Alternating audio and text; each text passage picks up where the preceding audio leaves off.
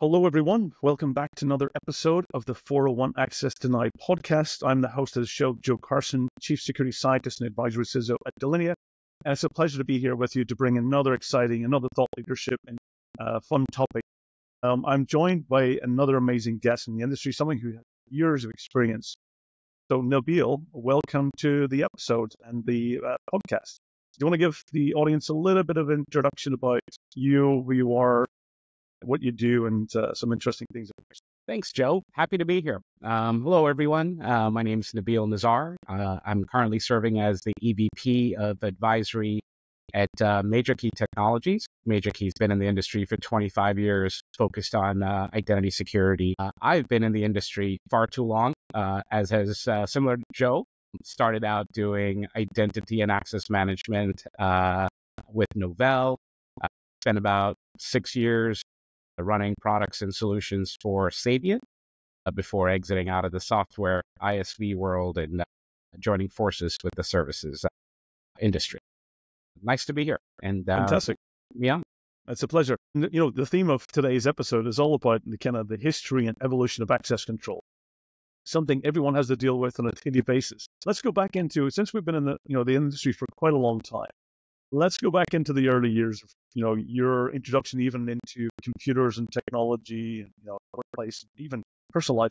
What was access control for you when you started? What was it? What was the experience? Wow, that's going to be dating me quite a bit, but let's get into it. So I got into this era of computing back when we were doing networking with Novell and file servers. So that was my foray into access control. Everything was driven by users, identities, and access control was pretty much derived off the attributes of a person's identity, right? Most of it was centered around access to data, file servers, read, write. I would argue that Novell had some of the best tackles in this space, right? And then came Microsoft with Windows, right? It was NT in the beginning, and then access control sort of shifted to everything in that primary and secondary domain controllers, right? Everything was tied to still identities, but it was driven by groups. And resources and attributes and organizational units. Yep. Similar concept, but I think we lost a lot of the granular access control permissions along the way. And I use the term loosely. It was sort of poor man's IAM, if you will, right? If you belong to a certain group and that group was tied to access control lists on file servers, etc., you could do certain things, right? I mean, that's where everything started. One could argue today that that was the initial access control. It was an ABAC model, right? The attributes were groups, right? As we kind of evolved, and then you had identity management come into play, and folks started figuring out, hey, if I wanted to create a much more overarching policy to drive access, I should probably do roles. And RBAC was born, right? If it wasn't for the complexities of deriving the right roles for an organization, I think we'd be well along in that RBAC journey. But as we all know, coming to the right set of roles, it's always difficult. Roles are, if you don't have a governance program around roles, they're going to be stale because your business is evolving. And in many cases, everyone ends up consuming the same role. A lot of times, everyone becomes part of that group. Right. It had the same issue with groups, right? You did groups, and then you had redundant groups. You had duplicate groups, right? You had overpopulated groups. That was managing it was a nightmare, especially when you started getting into, the double and triple digits of basically membership. It just became kind of a constant nightmare of how to manage that. I remember even one of the first projects I worked on in my career was an interesting project because it was really one that got me very deeply understanding about access and users. It was actually the digitalization of medical records. That was a really interesting one because there was the traditional way of doing it, which was that the medical records were in a paper folder in the hospital, in the medical records, locked away with in a vault with a key. Anytime you associated. You had to then make an appointment with a doctor in the future, and that appointment had to be more than 30 days out, because the time it took for that medical record to get from the medical records in the hospital to the GP's office for you to visit was more than 30 days. So you had to make sure there's appointments. And then there was a chain of custody. So your medical records would be taken out off the hospital's vault. We put on basically a postal service. And everybody who handled that along the way could simply just open up a folder. There was no law. It was put in a folder, moved in a trolley, put into a vehicle, and driven to the general practice clinic.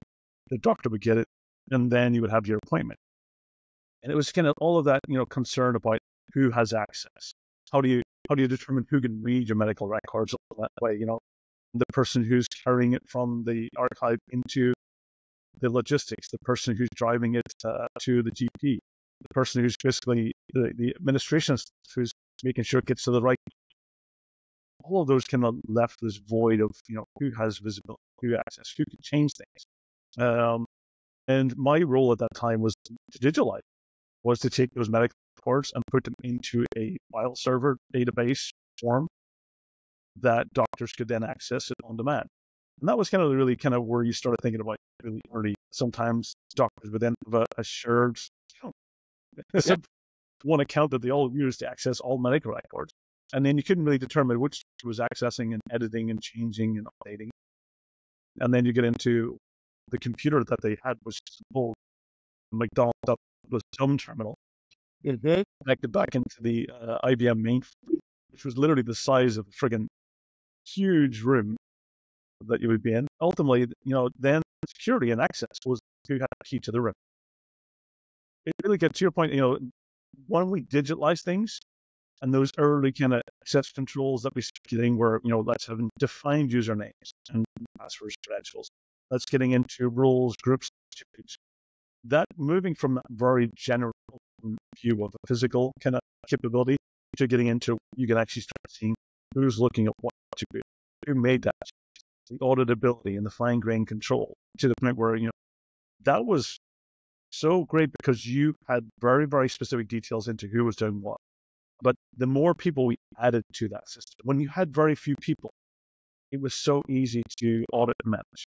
Right. When we started adding hundreds of doctors, multiple people having different types of access, from surgeons to emergency staff to paramedics to doctors, all getting access to this record.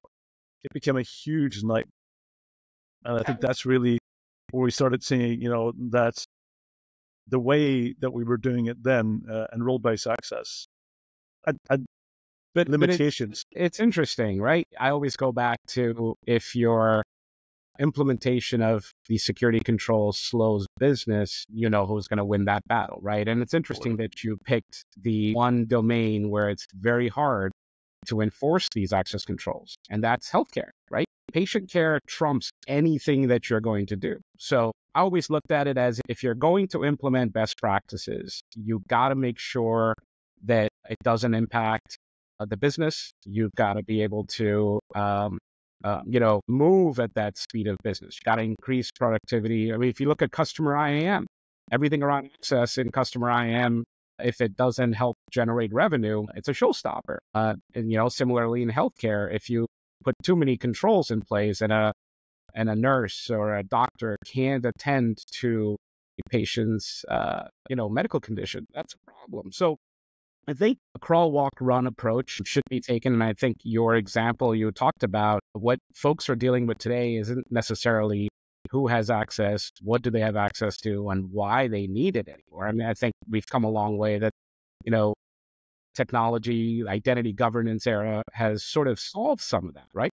The question now is, how are they using that access to then get to identifying the risk? So your example of, folks having the access to medical records, just because my neighbor next door happens to be a physician, the medical practice that I go to, it doesn't mean that he or she can look at my medical records if they're not my primary care physician, right? I think over the pond, I'm sure we've seen the situation with Princess Kate and her hospitalization. All of a sudden, you get news articles of, hey, these 4 people who work in that institute can tell you all about it. So it's now gotten to a point where just because you have access, how you're using it is that next level of maturity and access control, right? Absolutely. Role-based has been around. As we know, the problem with role-based has always been, what's the right role? Yeah. Look, if you're going to mitigate risk, IT can't be involved. You got to push it to the business. And the right role for people is everyone has a unique need. Not everyone's doing exactly the same job. They might have the same job responsibility in some regards, but they're not necessarily doing the same thing in a digital function versus functions. Correct. Yeah, and it's like, hey, you're going to derive a role, and you go to the business finance. Hey, I'm trying to create an accounts payable role. Who should be in this role, and what are the permissions it should have? Well, I don't know the answer. Look at Bob's permissions, and let's try to create a role. Let's copy. Let's just duplicate Bob and add him to John.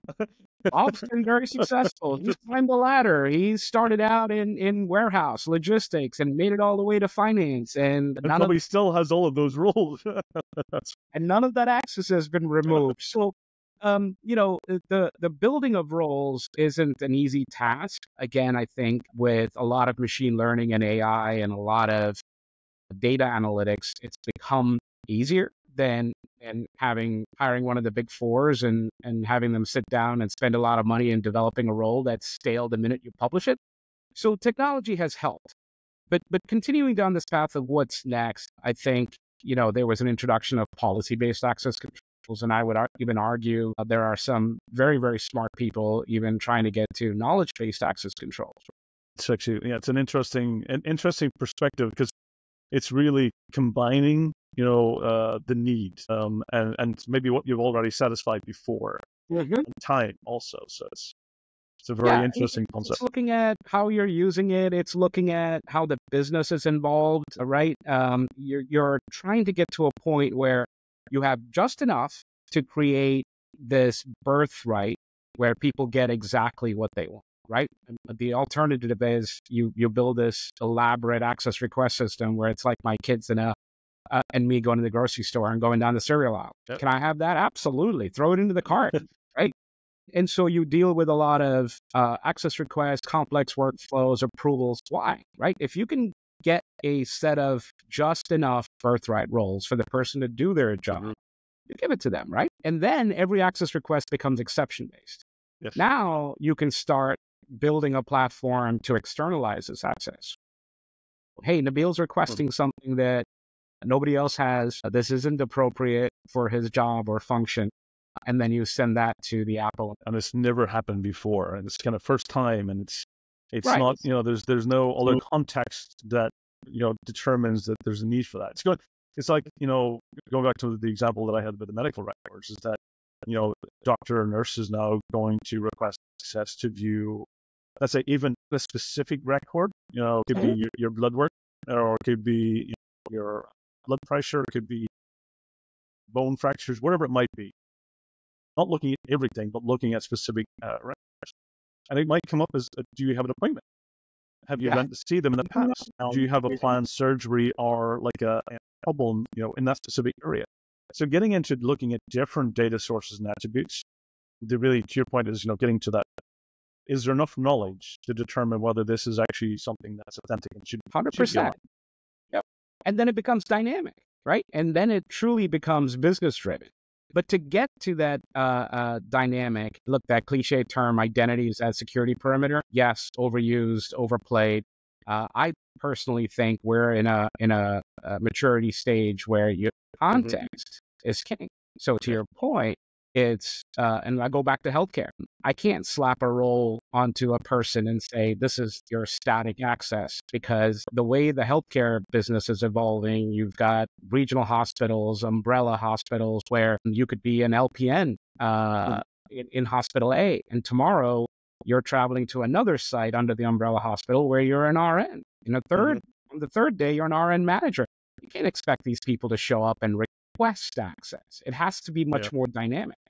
I think that whole knowledge base is going to look at a much larger data set to pull context from, right? Just because you're a CFO, and you can access the files share folder that has a 10K filings for your Yep. public company doesn't mean that you can open it if there's malware in your machine. Mm-hmm. Doesn't mean that you can open it if you're sitting at a shared workstation at a hotel lobby, right?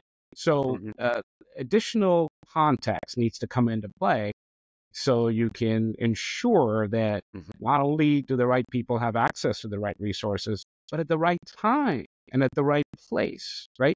And also updating it within the right parameters as well, so that people can't go financial. You can't go then create an invoice that is way more than what your usually boundaries have been, and that might have a four eyes approach, or might need to have additional security controls there. And so make sure that you have proper separation and segregation of duties 100%. as well, so that you cannot use your role and rights. Context has to be having at least, I would say, some type of algorithm implementation to have some balances. Yeah, the reality of, and I think you touched on a great point that I want to double click on. The reality of separation of duties controls is that you have to keep the lights on in an organization. And auditors really want to ensure that you've got a control in place. So it's not enough to say, can Nabeel have access to create a vendor and pay a vendor? Just using a very base example here. No, he shouldn't. However, if we don't give him that access to pay this particular vendor, because Becky's not available, then your business could be impacted. So you apply that access, you put some mitigating controls around it, you remove that access when I'm done with it. However, that needs to be externalized. That needs to go to the business, right? You got to have a vehicle to then transfer that workflow, in that integrated identity program, if that makes sense, right? Absolutely. So it's got to be infused. You got to look at all aspects of it. I think granular permissions within the core applications. I mean, look, Enron happened, 2004, right? The solution has been out there to solve the identity problem, but what have we been doing? We've been certifying access to AD groups. That's not where the critical permission lives, right? We can learn a lot when we think, because one industry that I worked with quite a few years ago, I learned a lot from, was there's two industries that I think that they do this really well. One is the casino, because they want to make sure that there's no collusion. If you want to update a casino machine, it's two people. You got one person that has the key to unlock, and the other person has the key to change. And again, that combination, when you look at the financial industry, it used to be back with ATMs, somebody who had the key to open the ATMs and somebody basically had the key to make changes to it. So those two industries, for me, it really got down to, especially when you're dealing with very kind of large amounts of money, they took separation of duties very seriously. And not just from the access to the systems, but they had it through the entire process and background checks and about who was allowed to work together. I even remember when I was years ago, I was working as I was what's called an infrastructure tool specialist for massive data centers. So my job was to go in and make changes to data centers. And I was allowed to go in and make changes, but I wasn't allowed to sign off on my own work. I was not allowed to say, yes, I've done it. There was a team that followed me on a monthly basis to audit everything that I did, and they would sign off. I wasn't allowed to do it myself. I would say that I've noted it down as completed, and this is the changes I've made. Right. And this is what has been removed or what's been in place. You've got all of those documentation, serial numbers, and all version numbers, configuration. But it was never considered completed until the auditors came back and said, yep, that's that serial number, right machine. Because again, back then, it was all about costs. Because then you could properly then, bill back the costs afterwards. So I was not getting off my, because that's where you start having abusive privileges. That's where people take shortcuts. And when you know that you can't take shortcuts, people don't do it because they know they can't get away with it. Right. And I think what you're honing in on is the access controls are privilege, right? Every access is privilege at the end of the day. Absolutely. I think everyone's Different short. risks. You'll have different scopes and risks. Everyone's got different levels of entitlement, different levels of privilege that comes along with it. So, even if there's two people working in marketing and they're doing the same job and same function, they're based on projects.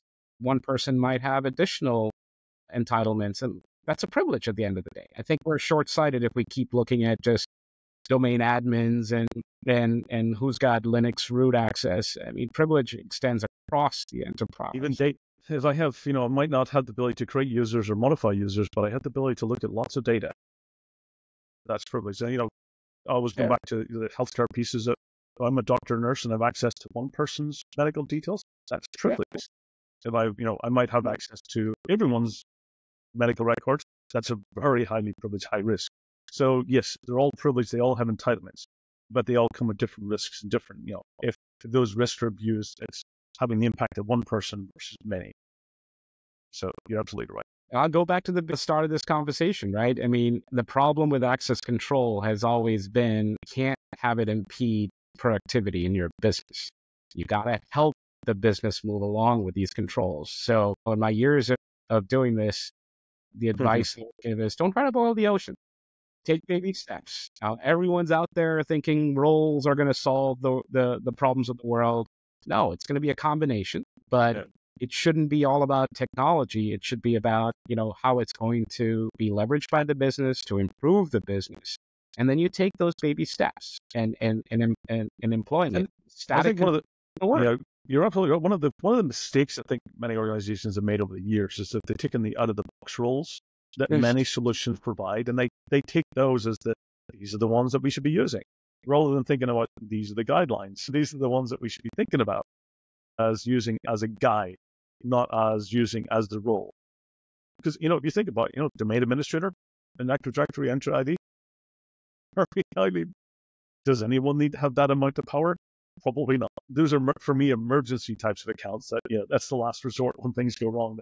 That's when, you need to be able to figure things out. I think we've taken that, those defined roles that comes with managed solutions as the ones that we should be mapping to. And many organizations just basically say, here, this is the role. Let's put users, that's all of a sudden just put users in those roles. And they can be easily abused. That's a role maturity problem. It's partly an enablement problem, but also a role maturity. I mean, I think they stop at the app level roles, as you kind of mentioned, right? And say, hey, these are my business roles. No, they're not. They're application level roles, right? And I talk about this in some of our webinars too. It's you got to get the bookends of roles done. Level roles are must, sure, because they come out of the box. But then you also have to have enterprise roles on the other end, things like FTE, contractor. Establish those. And then everything in the middle, you need to derive it based on the richness of the data that you're collecting to come to that, middle set of roles, business roles, which can be geo-based, functional roles, departmental roles, right? Job roles. There is no one size fits all. I think if you can get the bookends done, it'll help move the needle, and then start working on the roles in the middle. But you still have to be dynamic. You have to be flexible. And I think that's where context is going to provide some of that down the road. There's some great things being done around authorization and externalizing it. And there's this whole movement for next gen, which I think is going to be that next phase, the maturity phase of Absolutely. Absolutely. So we're kind of getting into a little bit more kind of in the dynamic side of things and the context space, because that's really the evolution. That's where we're going. And we're seeing that maturity happen quite quickly.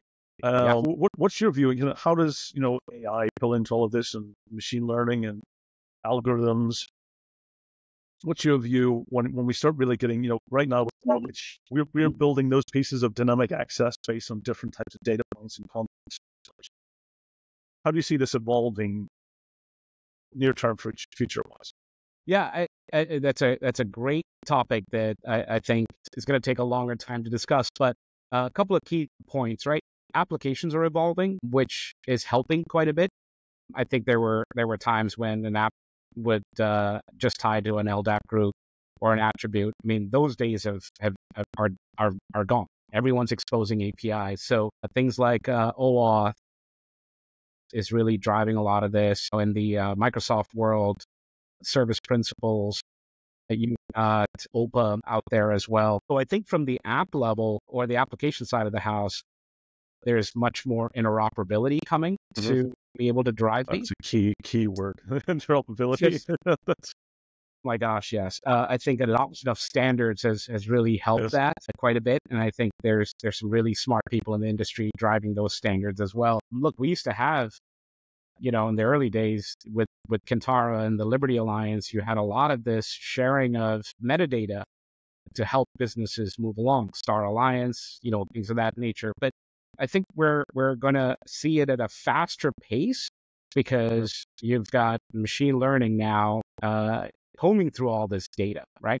If you look at identity governance as an example, I think people get sidetracked with building connectors and doing provisioning policies, and they lose sight of the fact that, hey, I need to just get these apps onboarded into a warehouse to try to get my AI and ML to go do something around, right?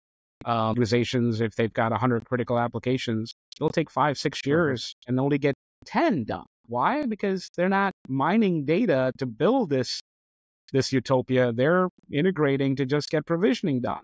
And legacy connectors, non-standard APIs, you waste a lot of time.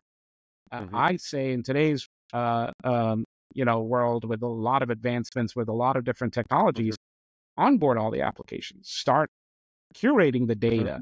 Don't care how you get it in there, get the permissions in there, start letting your ML and AI do its thing, and come up with what are the right set of access controls based on your algorithms, right? Look at all of the different computations of access based on those permissions. Look at privilege, look at SOD, look at, again, if you look at context, you can pull things like usage. These 5 permissions have never been used. Well, let's reduce your risk and remove those from a role. Cloud started doing this even before. They made the mistake of having everything on by default. Yes, and then learned the mistakes is that's probably not a good idea to have actually buckets default to everybody. Why do my DevOps users have access to prod and dev at the same time? Wait a minute, they're not even working at the console on these things. They're working through GitHub and Ansible and pushing out code. Have we looked at those tools to figure out what access they have? I mean, so the whole zero trust pushed that back to the surface, and the principal least privilege was that correct. Things shouldn't be basically be on by default. We want to make sure we actually make those decisions ourselves.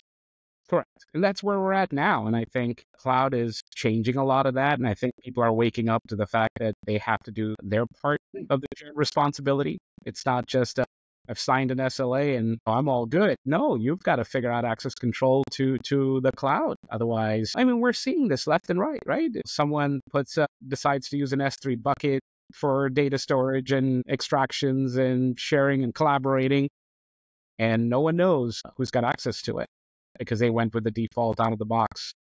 Absolutely. And that's the challenge. I would say one of the terms I like Siz's kind of view of secure by design, but I always keep reiterating that yes, secure by design is a great idea.